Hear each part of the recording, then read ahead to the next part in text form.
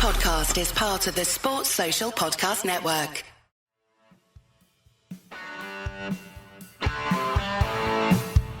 You're listening to Achtung, Millwall, broadcasting from the beautiful South Birmingham. Accept no substitute. Excited because, to be fair, I did say that I got to get a goal today. I told them, I was on the phone to my dad earlier, my cousin earlier. I was saying, I just got to shoot and I'll take the chance. I watched the keeper. I watched his clips today as well before the game, so that helped me a lot today. Well, hello, dear listeners. That voice, remember that voice? That's a rising star. As one star seems to be fading away in Ra'ees Bagura, a new one appears in the cosmos, named Ra'ees Bagura-Williams. Joining me is another star from our Millwall cosmos to review last night's FA Cup win. It's Michael Avery. How are you, mate?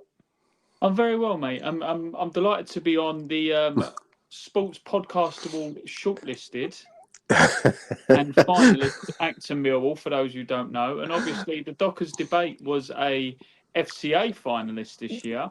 It was, wasn't it? So all I can say is, dear listener, is that if Nick unfortunately doesn't win the prize, we're both a pair of massive losers.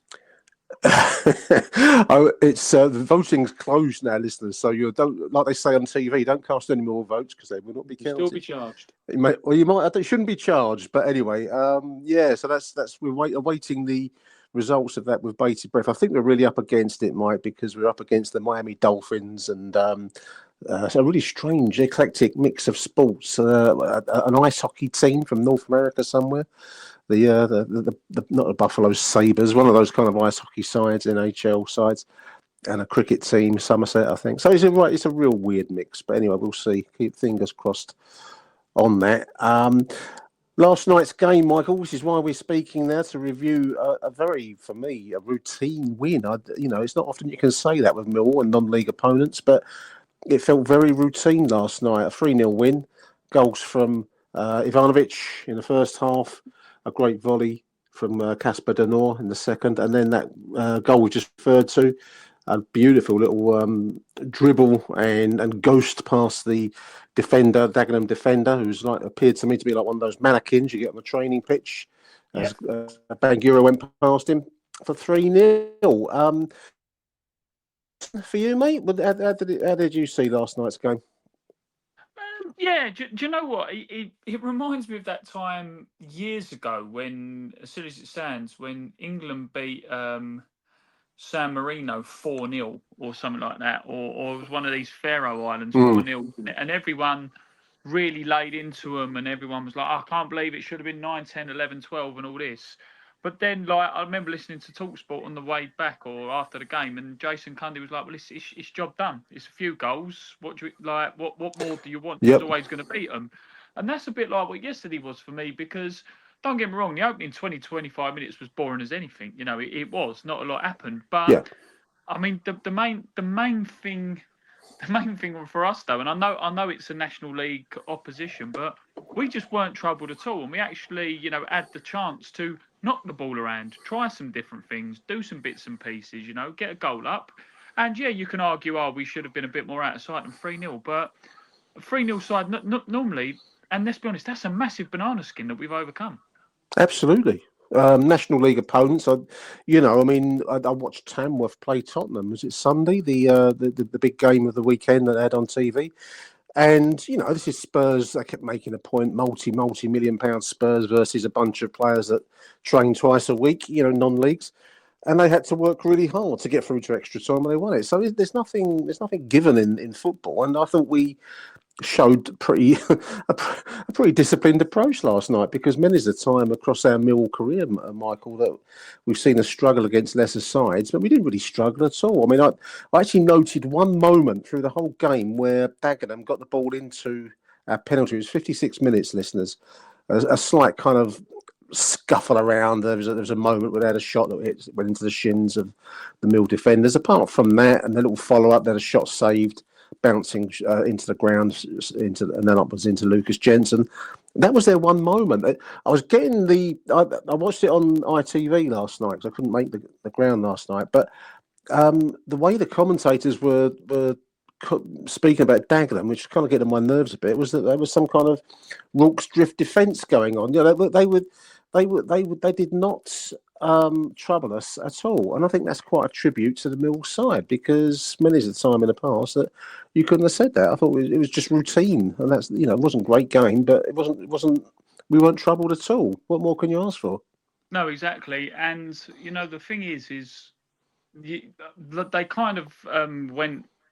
Joe, I think it was Joby McAnuff said it after the game, didn't he? But he said, like, if you're Dagenham, you might be a little bit disappointed you didn't go for it. And there was a bit of me that was thinking, if you're a Dagenham fan, and it's not the longest trip, and there's the little bit of the rivalry, because a lot of West Ham fans have West Ham, team and all this that comes with it and all that. Like, I'm not trying to dramatise it up too much or play into it, but even I was sitting there thinking 20, 25 minutes, and I was watching it with my two boys, and my two eldest, third dumb, he was running around doing his own thing, but I was thinking, they've not even got an half. They've not done anything. And if you're a fan of Dagenham and you've gone there on a Monday night after work, and it's like it's after a weekend where it's been absolutely freezing cold, everything's frozen solid, and you're basically watching your team not really go for it.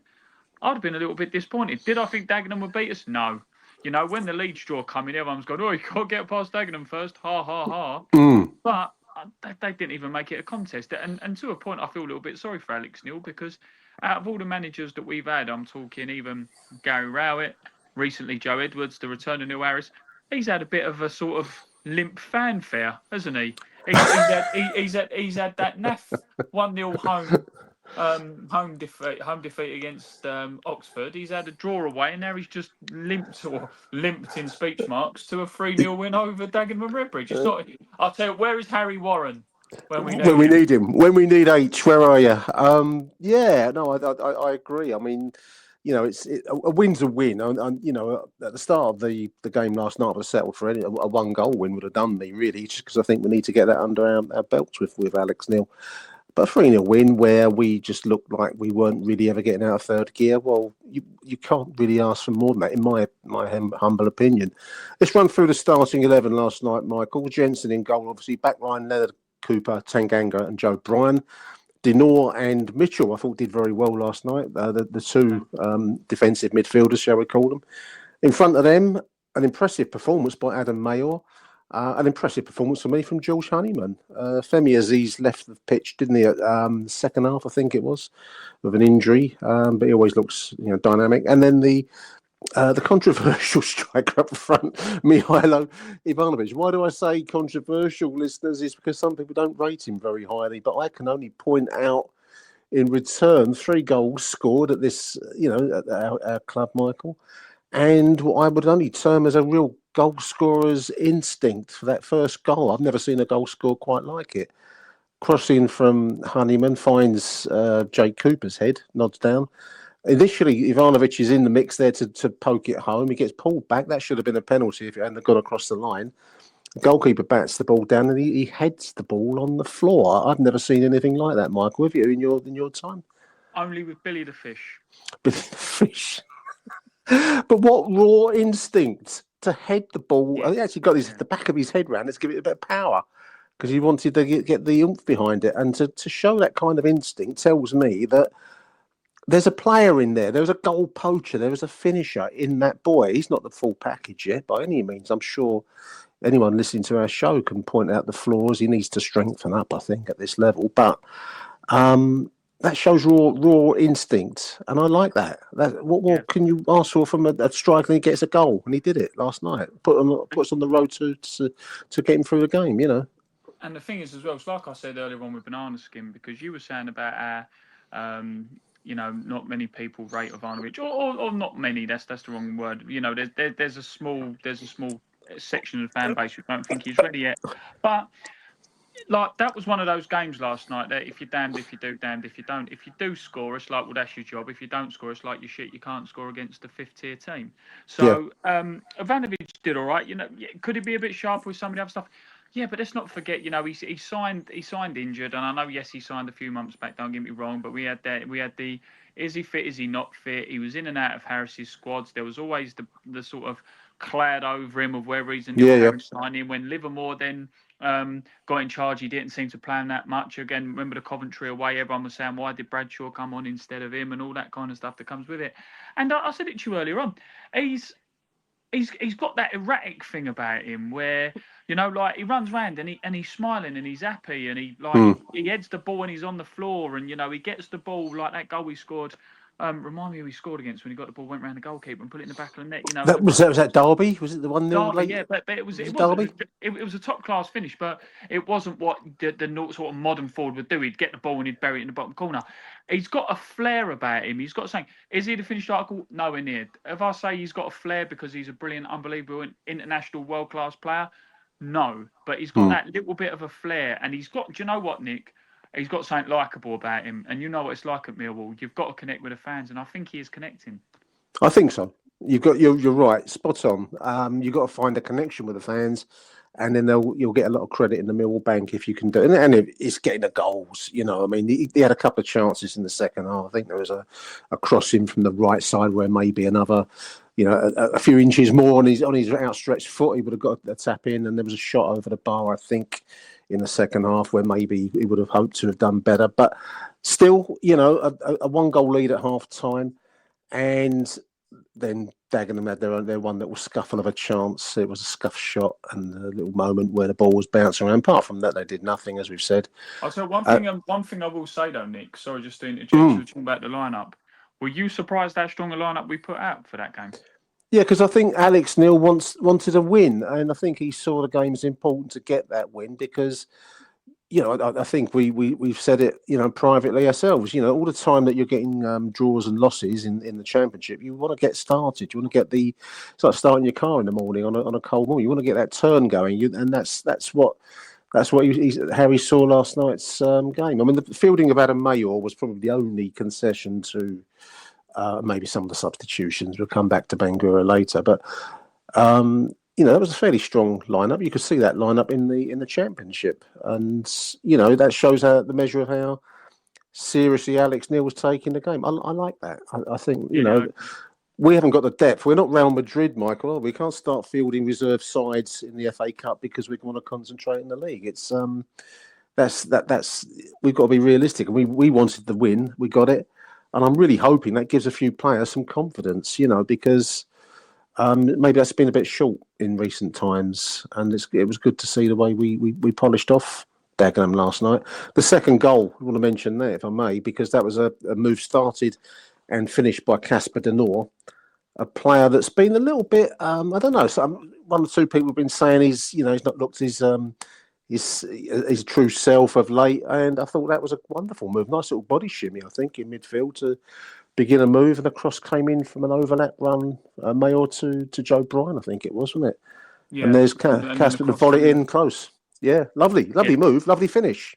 Yeah, I mean, I've always rated the North ever since we signed him. I remember last season a lot of the time when he wasn't being played or he got dropped for Mitchell. You know, when Harris come back in and he got dropped for Mitchell, and Savawal was one of the ones who not did a massive outcry and like Harris out, obviously, but you know, I was one of the ones who was confused as to why the Noore got dropped. You know, I thought Savawal and Mitchell played well together and they were a good pairing, and I'm not going to say they didn't because the result spoke for itself. But I think that the Noore became a scapegoat, but he was one of the ones who was obviously dropped to try and change the shape when I didn't think it was really his fault he was in that bad run. I thought he actually did okay.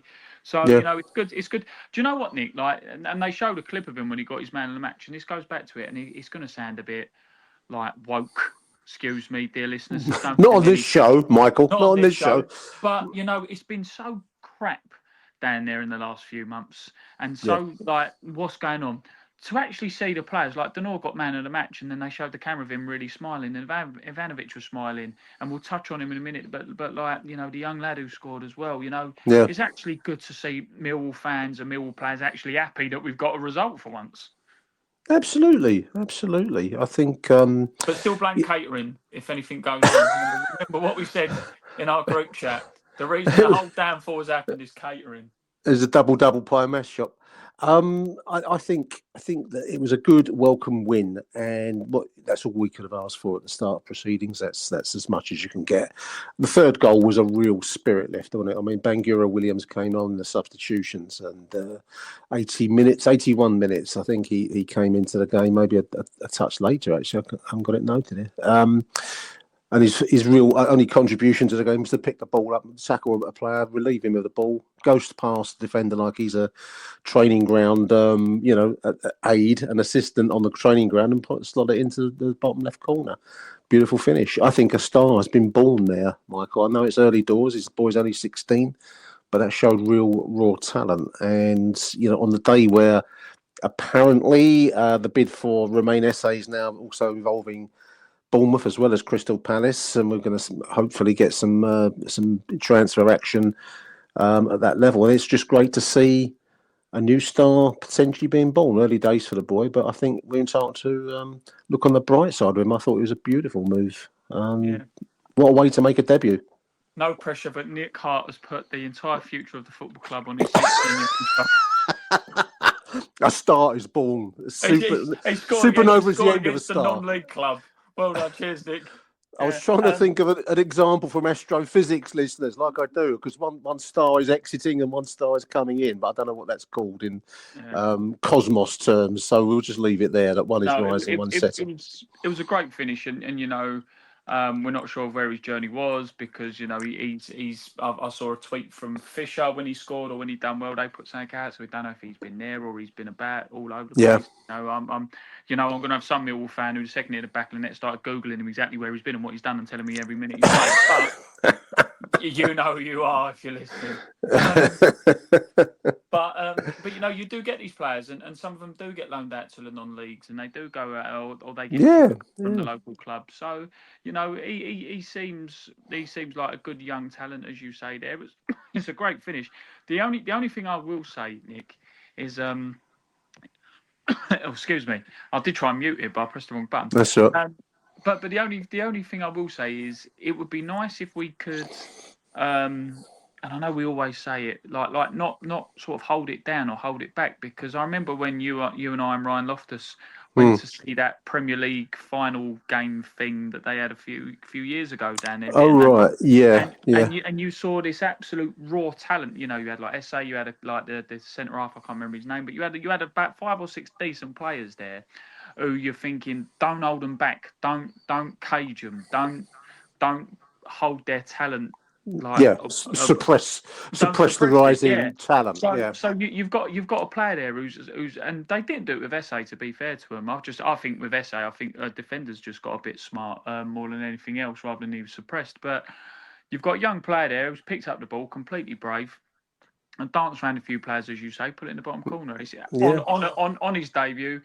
In a relatively not hostile, wrong way of putting it, but with an away crowd who are giving you a bit of stick, with a non-league club who, mate, you and I have watched enough non-league football over the years, even at that conference South level as it used to be called. They'll just clatter you if they think they're taking a mick out of them. Absolutely, though. I mean, he's done really well. The Dagenham defence last night was getting praised like they were the Italian maestros by the commentators, but they were solid non-league defenders, and that, like you say, they do not like having the piss taken out of them by 16-year-old kids that can show them the way to go home. So I thought it was a real stellar introduction of Ra'ees Bagura-Williams. So well done to him, and well done to the entire team, really, because it felt in the end just like a routine workout. So. That was quite an achievement in my opinion. On to Leeds in the 4th round. That's in a few weeks' time. Leeds away. We don't know what day or what time kick-off because everything's now geared around television. Television news. We had the unearthly hour of 7:30 on a Monday night last night, Michael, for TV purposes. It's they spread it now over 4 days, don't they? The cup game. Yeah, so I have to say, I do think the TV bosses were rubbing their hands a little bit when Leeds Millwall come out. I mean, I don't think I rubbing them together. I don't know how you feel about it, dear listeners, or you, Nick, but there was a bit of me when it was a bit like, really? Leeds? Like there's a Leeds fan at work who I work with, and even he's a little bit like, I couldn't really care less if we're playing you in the cup. I like playing you in the league, but I'm playing you in the cup. I think everyone's always anticipating a riot Yeah. That's what they And, want. there'll be more of us. We're allowed more tickets or something, can't we, for FA Cup games? Well, it depends when they play. They normally play these games at real, difficult, like Sunday night games or something like that, when no one can get up there or get back afterwards. So we'll see. We'll see when that comes to pass. Come on, the elephant in the room, SA. Come on. SA. Well, the story today, I'm sure by the time listeners get to hear this, it'll be old news, but Bournemouth apparently have entered the bidding for Remain SA. The deal was very close, according to Alex Neil, reading the London News Online, for him to sign with Crystal Palace. The word on the street of no confirmation is it's a 14.5 million deal in total. I don't know if that includes the extras you get for sell-on clauses, all the other little bits and pieces, the bells and whistles that go with modern deals. But now Bournemouth apparently have entered the fray, Michael. So that can only be good news from the Millwall perspective if they're entering, and it seems to be reasonably well known what the price is that's been settled on with Crystal Palace. Yeah. And if Bournemouth want to come in brandishing their pound sterling, let's be having them. Let's see what the colour of their money is. He seems destined to leave us, so that's the probably the only thing to say. It'd be nice to see him go to Bournemouth rather than Crystal Palace, but that's the emotional Millwall fan in me speaking. How do you see it?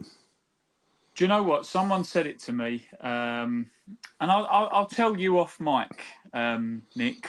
Oh, that's going to entice the listeners. But, you can't know this listening out there. Whatever gets said next, you can't know it. No, but someone said to me, and it wasn't John who runs the chip van or whatever. Don't worry, Lana. Yeah. It was the woman who runs Double Double. Yeah, or Pam from Double Double. Yeah. He's a Premier League player. He is. Not in the sense of just his own individual ability, but just how much better he's going to get with the service that he's going to get from other better players. And players that can run into spaces where he's trying to put the ball, because we've seen that. His mind is at the next level, Yeah. And like I say, sometimes like I said, and I said it in the match commentary when I did the Coventry game for you, but sometimes he seemed a little quiet and he'd like people double up on him. When you're in the Premier League, people don't tend to sort of double up on you. And they don't unless you're like Haaland, who has about 5 of them on you. But you don't tend to have this double up. And if you do have a double up, you'll have a player who's got some intelligence to find the space around where you've been doubled up on. So you're able to do these little dinky 1-2s, and you're able to do this. Millwall's not a team. I'm 38 years old. I've been going down Millwall since I was a baby in arms. I've never known Millwall be a one-touch, dinky, tiki-taka, like quick style player football. Now, I'm not saying that Palace are neither, but what I'm saying is Palace we played against them a couple of years ago in the FA Cup. Even under Vieira, they play a lot quicker than we do. They play a lot nicer football than we do, and so do Bournemouth. Now, I don't want anyone to go down those grounds instead, Michael. I'm just being honest. You've got a player with complete raw talent who knows how to find a pass, who knows how to get on the end of the pass, and knows when to time his runs. You play with better footballers, you're going to look better. Absolutely. It's like we say sometimes. You put Lionel Messi up front for sometimes at Millwall, he wouldn't get the ball that much. Or was it Luis Suarez was linked with us the other day, wasn't he? Imagine putting him up front and we're not giving him the service. He'll go around bite someone or something, Yeah, and then we'll name a stand after him. But my point is do I want to see SA go? No. But it's a good move for him, and I'll tell you what. You put a tweet out the other day that was spot on. You get 14 million for him. That's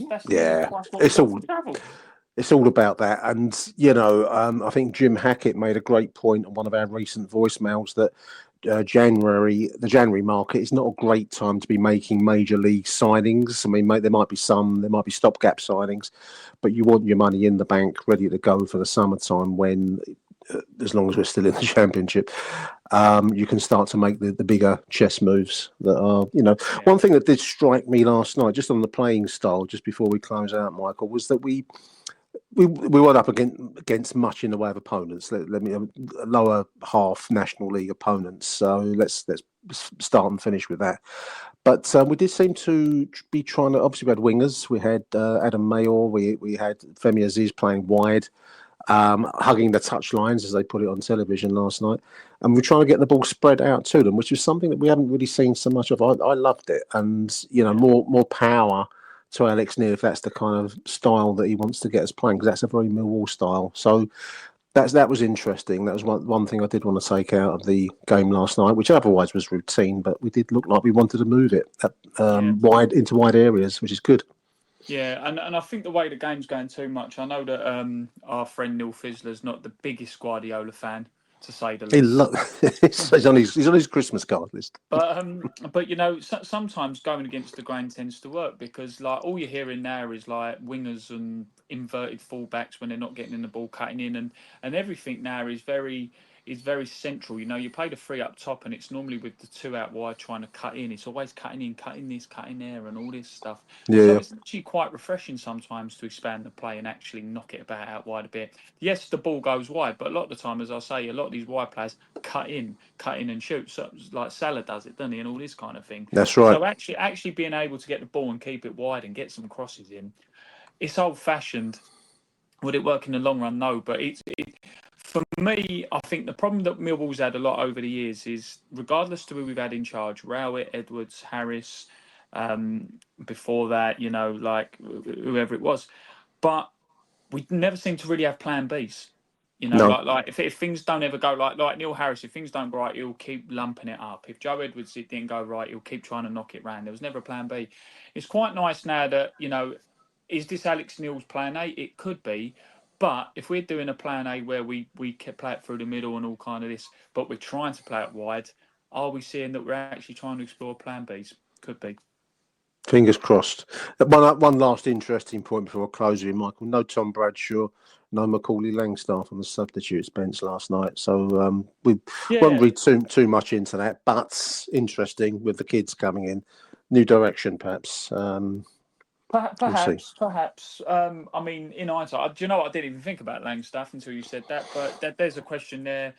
Could have been maybe give him a run out to get him some confidence as well. Because I've said before, on our chats, and I've said on calls before, does he look a little bit off the pace? Yeah, he does.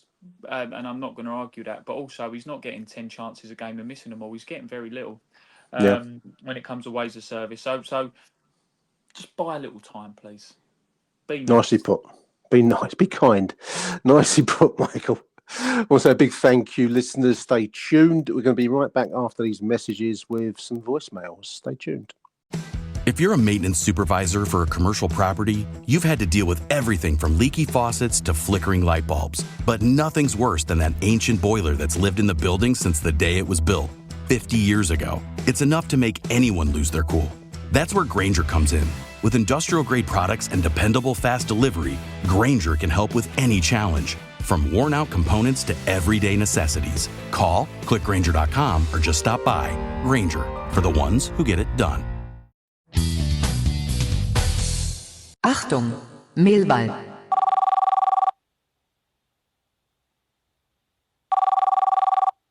So some reflections from Block 4. Nick, you know, I was surprised that the gaffer picked as many as 8 regular first-teamers, to be honest, and I was expecting Roberts to play in goal instead of Jensen, but, you know, in Alex Neil we trust. We had 3 lads returning from injury. Cooper, rusty. Mayer, rusty. Billy Mitchell was certainly rusty in the first half, but grew into the game more after half-time. Valuable minutes for all, though. Those 3, especially with another hectic period of fixtures coming up. 3 games next week, and we do need a fully fit squad. Some real positives from last night, weren't there? You know, the result and a glamour tie in the next round is an obvious plus. But the performance of Ivanovic was certainly encouraging. His first touch was much better last night, and he was playing those little neat wall passes around the corner, which would benefit us more if we had more genuine pace in the side. So hopefully either Imaku won't be out for too long, or we address that issue in the last 2 weeks of this transfer window. And another big plus, of course, was the minutes of our 3 academy products. And the icing on the cake was that 3rd goal, a really, really special moment for the youngster and his teammates. Now, I'll get a bit of stick from fellow Wall fans for reeling out apparently meaningless stats, Nick. Well, here's one, and perhaps if club historian Merv Payne He's in the studio at Achtung this week. He can confirm this one. You know, defeats to non-league Woking and Slough Town in the FA Cup in recent years hurt to many of a certain age. But as far as I can see, and I did check the records yesterday, as a second-tier club, and we first reached that status in 1928, as a second-tier club, Millwall have never lost to a non-league side in all those near 100 years. Please confirm, because if that's so, then that's a pretty cool fact. Huge thank you to Rob Woodford there. That's a cool fact you've dug out there, Rob. I'll have to check that one out with Merv, maybe Neil Fissler. I'll put them both the combined brains trust of Millwall onto that one. I mean, obviously the obvious defeats that spring to mind, Slough and Woking, are the two that you've mentioned already. But they were as a third division side, so you could well be right. I haven't had the chance to check that out, Rob, but I'm going to take your research at face value, mate, and that's not a bad track record. The 8 regular first team starters last night, I mean, we touched on that in a conversation with Michael earlier on. I think that Alex Neil was mad keen for a win. Obviously, since he's arrived, you know, we've had some decent-ish performances and results, possibly, but no win as yet, if that makes sense.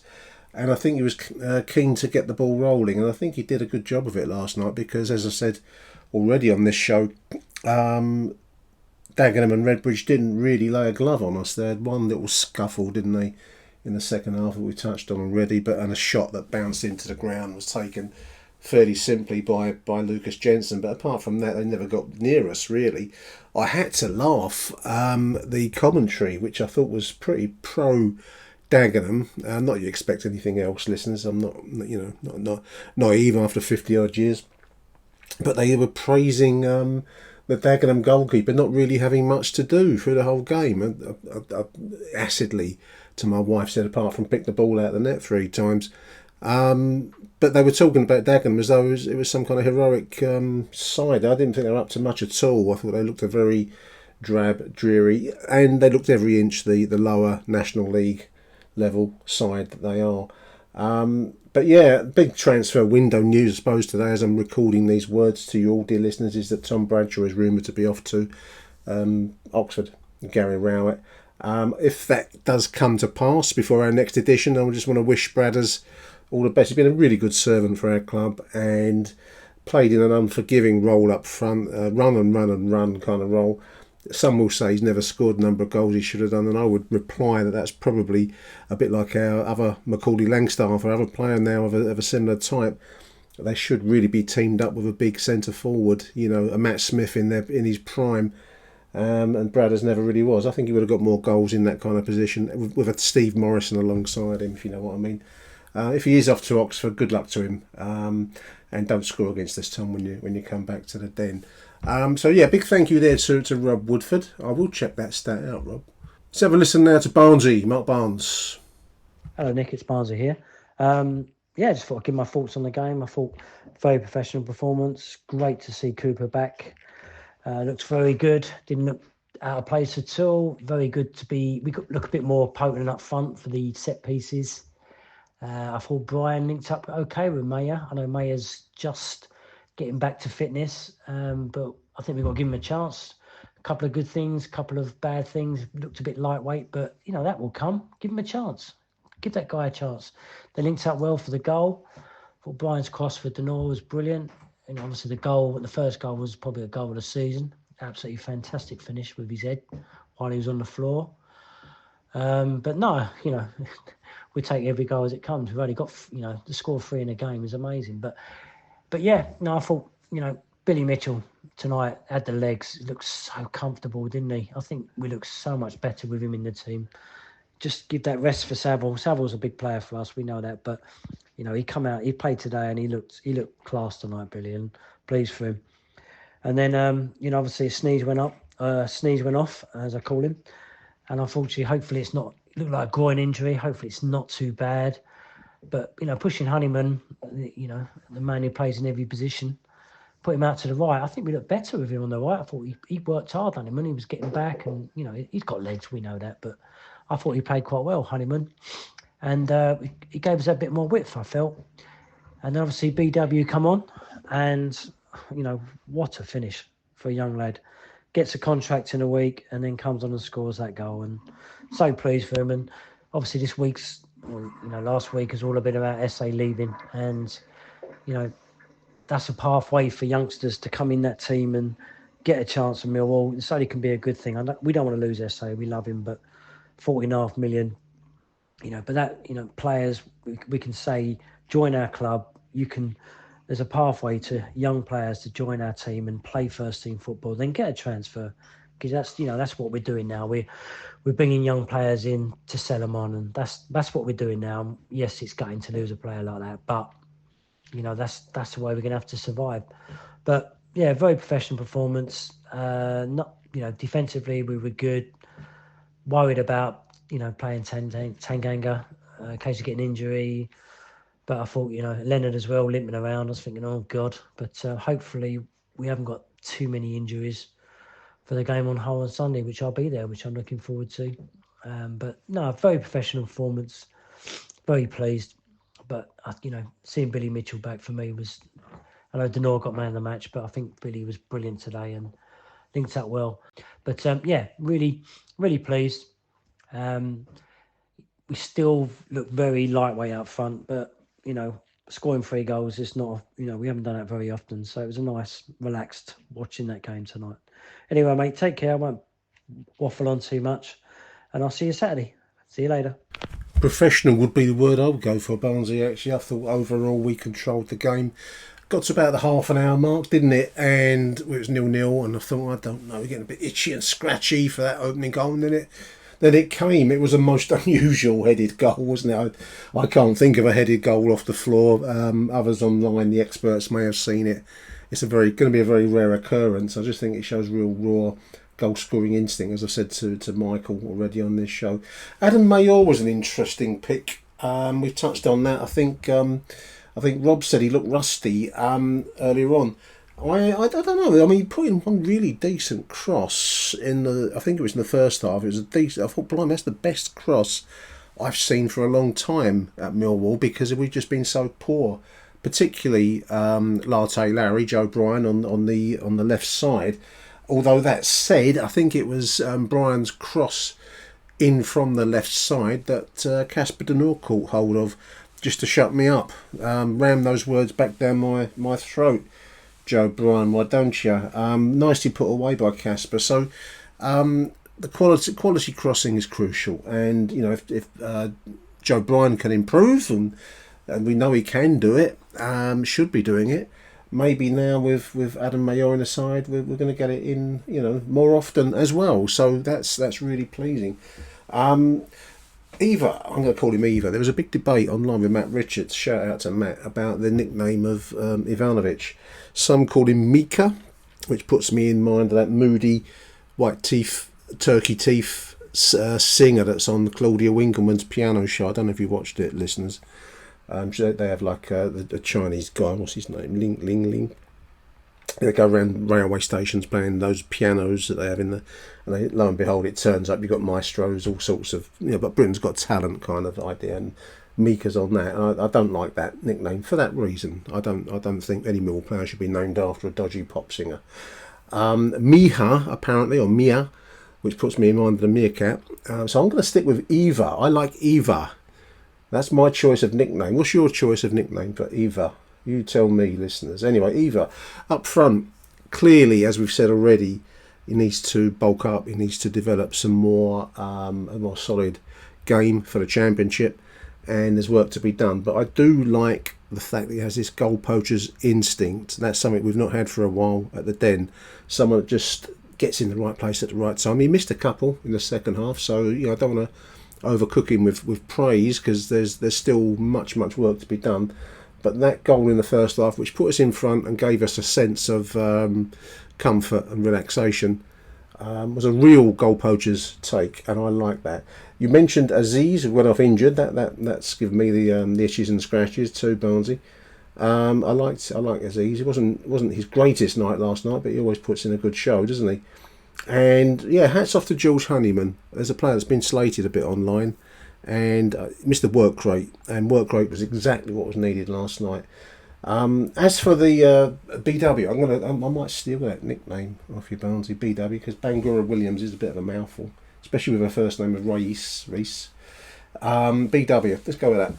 And the pathway is an interesting concept, because the word on the street as I'm recording is that Bournemouth may be a player at the high rollers table for the signature of Romain Esse. Let's hope they do match and outdo Crystal Palace on that front, and that we are the winners, the beneficiaries of this little battle between the two nicest clubs in football, Crystal Palace and AFC Bournemouth. Let's hope we make them cough up, and I kind of hope that Romain goes down to Bournemouth. It's much nicer than Croydon, Romain, if you're listening, mate.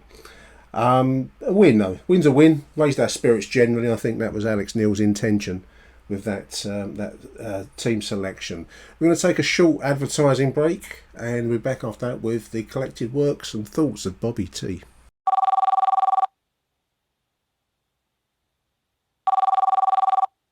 Nico, Bobby T. Fucking daggers. West Ham FA Cup. And that was hard work, if you ask me. First half an hour, it was a bit cagey, but we got the job done. All them West Ham cunts waste the fucking time coming down. It was quite scrappy in the first half an hour, but we got through at the end. Bit surprising, no Langstaff, no Kelly. Anyway, Alex Neil played the team strong enough to finish the boys off. Then fucking daggers, fucking waste the time coming all that way down with the West Ham fucking friends. Jensen, nothing to do. Leonard Mustard, Tatanga Cooper didn't put foot wrong. Wage thief, Joe Bryan, wage thief. Nicking a living out of nothing, nicking a living for doing nothing. How does he take free kicks? I don't understand. But Nick, Bobby T, for me, there was more Dagenham fans than Millwall. Quite sad, really. Monday on the telly, more Dagenham fans than Millwall fans. A bit sad, if you ask me, the way it looked anyway. Sorry, got cut off there. Got under the tunnel on the old Beckenham Junction train. Bagura-Williams, 20 million. Get the clause in now. 17 years of age or 19, just under contract extension. Esse who? Being a bit cheeky, tongue-in-cheek. But Esse's gone now. Bagura-Williams, fuck me, what a goal. Yeah, Nick, Bobby, to finish it off, if you ask me, Alex Neil, he bedded the youngsters in. Kendall came on, Massey looked good. So, I mean, Saville come on, obviously, but for me, Mitchell's deserved to get a start now. Adam May, at the moment, a bit soft touch, if you ask me, basically. Don't know where Kelly was, but yeah, for me, man of the match got to be Casper, great finish. Keeper had nothing to do, back four nothing to do. Joe Bryan taking free kicks, I just don't get it, basically. I don't know why he's at the club. Danny Mack can't get in the team, he's injured. Coops came back. So yeah, so for me, on to the old Hull City now. League's more important than the FA Cup. On to the old Leeds in the Cup in February. So bye for now, Bobby T. Millwall 3, Dagger West Ham cunts 0. Bye for now. In the last on Mayor and the first 30 minutes, I mean, no one could even cross the ball properly. No one could even cross the road, let alone cross the ball. So yeah, but we got through at the end. Job done. Bobby T signs off now. Nick Hart, Bobby T, one more thing stuck at the old signals and the old Crystal Palace on the old train. Like, Langstaff didn't even get in the squad today. No Bradshaw, so he's obviously mixed it up a bit. But we've just apparently not signed, or apparently from Sunderland, one of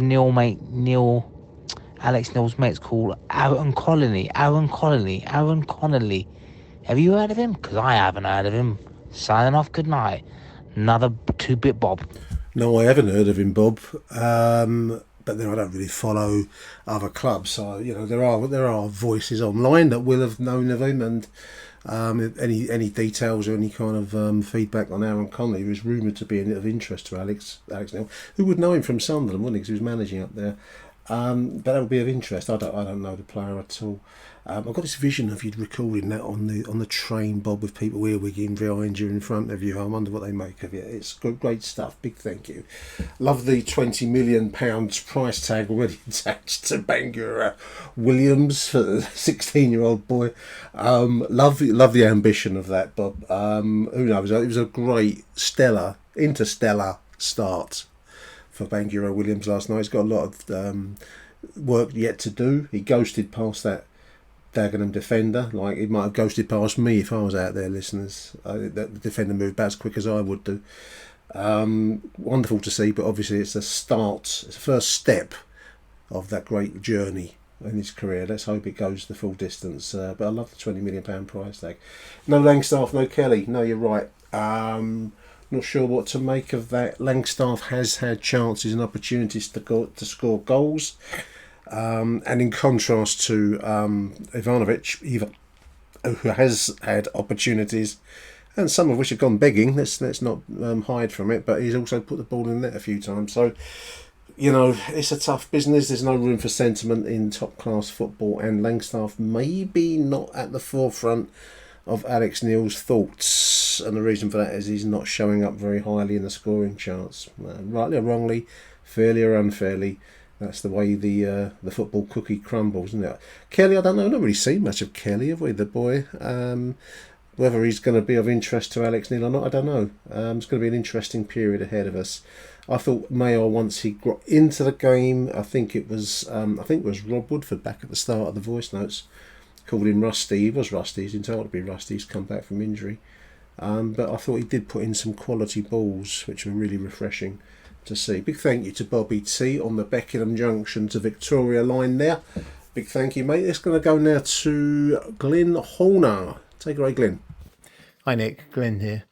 So, after the Daggers game yesterday, I think, generally speaking, very happy with what I saw. I think Alex Neil would have started with the first team had he have had the chance. I think he's so earlier into his tenure. I think he really would have wanted to still have an opportunity to see what the players were capable of and use that game as an opportunity to impart some of his tactics and styles of play that he would want to see from them. But it sounds like injuries put paid to that. And, I did raise an arched eyebrow when I saw Langstaff was left out, but it does seem to be down to injury. So I don't think there's anything more to read into that. And I'm certainly hopeful that he still will come good. Ivanovic, is developing nicely. Yes, should he have scored more? Probably 2 or 3. But, great credit to him for being a real pain in the neck of the defence and also scoring a very creative goal. So good for him. That showed real tenacity, and I'm delighted for him. His comment about what I would do for this club is like classic Mitrovic, who's his idol. So I mean, if we get a player of half of that quality, I'd be delighted if he turns into that. Bagura-Williams, Kendall and Massey all get in time as well. I mean, Bagura-Williams played very well, very composed goal. Really happy to see that. Are any of these players going to be of the quality of a Romain Esse? Time will tell. Probably Romain Esse is going to be a player that we talk about for many years to come. It's been an outstanding individual. And I really want to take my hat off to him as well, the young man, for having signed a new agreement, ensuring that the club that brought him through his youth development is going to actually get a decent payday out of it. And I think credit to the club if we do get the reported 14.5 million plus add-ons, then that's a really good deal for a player of that age. And quite frankly, I never expected us to see the best of Romain Esse in his career in a Millwall shirt. I mean, I always knew he was going to move on before he got to that stage, but that's a very good price for a player of that quality and experience. I think I was really impressed with Adam Mayo. I know that some of his crossing was a bit inaccurate, but I really like a classic winger who hugs the touchline and gets the ball and runs the defences. And his initial instinct is to get the ball and put it in the box. And I think someone like Mihailo Ivanovic really should be lapping that up. A player like Mayo will be giving him plenty of opportunities. And I was quite impressed with what I saw from him. Maybe he will be an impact player. Obviously, if Esse does go, we're going to see Aziz, who played very well. Hopefully, if his injury isn't too bad on the right-hand side, we may see Mayer getting more games out on the left. Although there are some rumours that players like Schlupp might be joining us, and I guess that a lot of that depends on the Esse deal. Generally speaking, then, impressed. Quite happy to see that Alex Neil is going to give young players a chance. I think there's definitely an element of Scottish manager would like to see a young Scottish talent do well. So I think Daniel Kelly, I know he was injured yesterday, but I think Daniel Kelly will get game time. And I'm excited to see what he's capable of. I really am. I don't think we've seen anything like enough of him. There will be opportunities for him to come on and hopefully impress as well. So, a good first game for Alex Neil to show us what he's capable of. I think he tactically got it right. His selection was bold and, that paid off as well. And really now it's a case of giving him the tools he needs in the January transfer window to kick on for the second half of this season and ensure that we stay in the Championship and have a good summer transfer window. Anyway, that's it for now. Looking forward to the next game. Come on, you Lions. Terrific stuff, Glyn. Big thank you, mate. Yeah, 14.5 million plus add-ons is the word on the street, as I call it, or word on the internet, isn't it, from Crystal Palace. Who knows what impact Bournemouth might make on this one, dear listeners. It remains to be seen. It's going to be a fascinating little soap opera. The transfer of Romain Esse looks like becoming the biggest deal, well, by far the biggest deal ever in Millwall history. Previously, I think George Saville was our highest sum received, and that was some years ago, wasn't it? 2018, I think. So this is the level we've got to be playing at, and let's hope that we do indeed reinvest those takings with talent to suit the pattern of play that we've saw a little hint of last night with Alex Neil. I think I said to Michael, I was struck by the move to play wingers, which I love. Who doesn't love touchline hugging wingers? It's been a long while since we've seen it at the Den, so I'm looking forward to seeing that. Iva's Mitrovic gesture when he scores a goal, that's good. You've got to have idols in this game, haven't you? And that's not a bad idol for a striker, Serbian striker, to have Mitrovic up front. If we can get anything like that from the boy, then we'll be doing very, very well. Dan Kelly's an interesting part. I didn't know he was injured yesterday, so that does explain his absence. As far as I'm concerned, I mean, when he came to us, which he seems to have kind of arrived and then just disappeared largely, doesn't he, from the Millwall kind of radar. But there were one or two crying eyes at Glasgow Celtic, which I thought, well, maybe we've signed a real prize, a peach of a player here. It'd be lovely to see that unfold if that is indeed the case. Listeners, I'm going to close out the show now. We've got two final voicemails for you. One from Jamie Mack out in Australia. Big shout out to Jamie. And also then finally Matt Webb, back closer to home here in England. I'm going to say a big thank you to everyone for contributing to the show and for Michael to coming on, having a recording mishap with me at the start of the day. He came back, and so hopefully you've enjoyed today's show. I will be back at the weekend, going along to watch Millwall play Hull on Saturday, and we'll have the usual coverage over the Sunday and Monday, I hope with Merv on Monday. So until the next edition of Achtung Millwall, from me, Nick Carr, is Arrivederci Millwall. Bye for now. Next up, Jamie, and then Matt Webb. Bye for now. Hi, Nick. Thought very pleased with the performance overall. But the first half was a bit scrappy. They came to try and frustrate us, kind of like a row at Shield. Both sides seemed to lack a bit of composure in the final third. It was great to see, first of all, it was great to see Cooper back. We had quite a good chance, which went past the first post.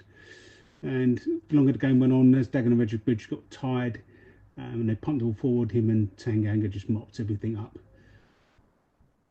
I thought that the fullbacks played all right, snappy in the challenges, aggressive. Hunneman looked a bit lost in the 10, but I thought it was quite a little bit of a masterstroke tweak by O'Neill, just one of those little subtle things you noticed compared to Harris, how he moved Honeyman out to the left to double up, changing the shape a bit so that we could attack, and I think that's where the first two goals came from. Ivanovic had quite a good game for a young man. Should have had a hat-trick. First goal, what can I say, great to watch. I'm sure it'll be all over Twitter. Second one, lean back. Should have put it back in when he was squared by Aziz. And the third one, I think he showed a bit of a young Sheringham, whereas instead of just tapping it in, he tried to hit it with the outside of his foot. So, he wants to try and score a bit more spectacular because he knows he's got the ability. So hopefully that bodes well. But hopefully it's a bit more. Mitchell had a good game coming back in. First half, faded a bit. Mir looks okay. Looks like maybe he could do with a loan. Aziz looked good. Constantly trying. Got a couple of chances in. chance to see him go off. I was really concerned about it, since May is probably not quite ready for the Championship. Duncan was obviously injured, Malcolm's injured, and now Aziz is injured. Doesn't really leave as much choice. But then in comes the new wonder kid. So long may that continue. Fantastic goal. And keep him coming the conveyor belt. Man of the match, I reckon, was probably Noore. Snapping into tackles, breaking up play, playing nice balls. And then when he did get moved forward, scored a lovely volley. Players did seem up for it, which was really good. And getting the youth on the pitch was splendid to watch. I was thoroughly entertained. Didn't really expect much from the match. And enjoyed it in the morning with a cup of tea. Come on, you Lions.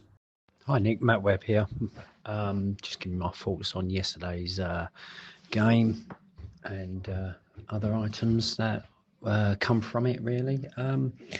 Listen, it is what it is, mate. It was a routine win. If I'm honest with you, professional performance. We dominated from the get-go, really, and we took 3 goals away from it. So it was really, really pleasing to see. I'm quite surprised with the starting lineup, like a strong back line. It's great to see Cooper back, and these are the sort of games that will help players get back to match fitness, really, to be honest with you. So yeah, good to see Cooper back. Good to see Billy Mitch have some minutes in the tank. And it's good to see Ivanovic again, another strong 90 minutes from him. Oh no, it wasn't 90, sorry, but he had some time on the pitch, bagged a goal. So that will help his confidence by tenfold, really. So yeah, no, really pleasing. Some points from yesterday's game that I would raise. First and foremost, despite their West Ham links, fair play to the away support. They were very vociferous, very vocal throughout the whole game. Obviously, there's probably some fans in that North stand that probably wasn't there for the football, if you catch my drift. But fair play to them. Great to see Adam Mayer have a go. I've seen some people have a bit of a swipe at him, really. But what you got to realise is he's had over a year's worth of non-competitive football, and he had a good run out last night, and that can only get better and better as he gets fitter. Probably a loan to the end of the season will do him a world of good, and he can come back, start next season stronger. Other players, like it's good to see Massey on that pitch as always. Fantastic to see Ra'ees Bagura-Williams. I mean, I saw him in pre-season against Cray, and he was unbelievable then.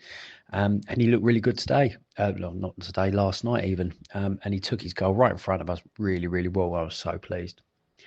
But yeah, there's not really much you can take away from that game that we would move into Saturday's game against Hull, really. But I'm glad I'm hoping Femi Aziz's injury is not too serious, and the rest of the players come out unscathed, really, at the end of the day. But in the draw of the hat, Leeds away. I'll be very surprised if that's a 3:00 on a Saturday. And yeah, I mean, it's good. It'd be nice to have a cup run, if I'm honest with you. Get through the latter stages. I think we do need a little bit of a few smiles on our faces at the moment. So yeah, we'll see how it goes.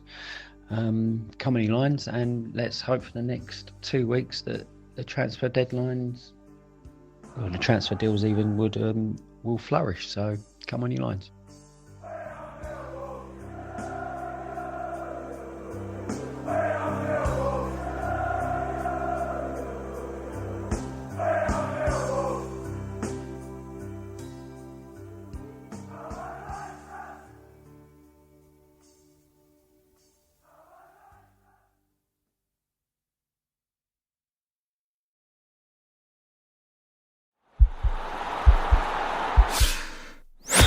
This podcast is part of the Sports Social Podcast Network.